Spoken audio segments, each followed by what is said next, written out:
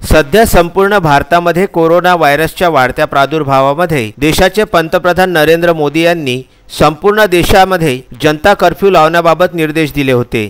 मात्र यामध्ये वैद्यकीय सेवा व औषधी केंद्र सुरू ठेवण्याबाबत सूचना सुद्धा देण्यात आली होती। मात्र गंभीर बाब अशी की देशाचे प्रथम डिजिटल विलेज म्हणून ओळख पटविणारे हरिसाल येथील संपूर्ण आरोग्य यंत्रणा ही सुटीवर गेल्याचे दिसून येत आहे। विदर्भ न्यूजच्या प्रतिनिधींनी या प्राथमिक आरोग्य केंद्रास भेट दिली असता या दवाखान्यामध्ये ना वैद्यकीय अधिकारी ना कुणी इतर कर्मचारी दिसून आले।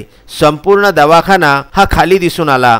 यावरून लक्षात येते की हरिसाल डिजिटल विलेजची आरोग्य यंत्रणा ही वाऱ्यावर असून जनता कर्फ्यू सारख्या दिवशी सुद्धा येथील आरोग्य यंत्रणा बेजबाबदार दिसून आली। या संबंधित माहिती घेण्याकरिता तालुका वैद्यकीय अधिकारी शशिकांत पवार यांच्याशी संपर्क साधला असता त्यांनी मीडियाला सांगितले की तुम्ही बाहेर का फिरत आहात। याचा अर्थ त्यांनी स्वतःला वाचविण्यासाठी पत्रकारांवरती आरोप प्रतिआरोप लावले व स्वतःची आणि संपूर्ण आरोग्य यंत्रणेच्या जबाबदारीचे हात झटकले। जर कुणी चिंताग्रस्त रुग्ण या दवाखान्यात आले तर काय होईल हा गंभीर प्रश्न या डिजिटल विलेज मध्ये पाहावयास मिळत आहे। भैया कौन सा गांव है?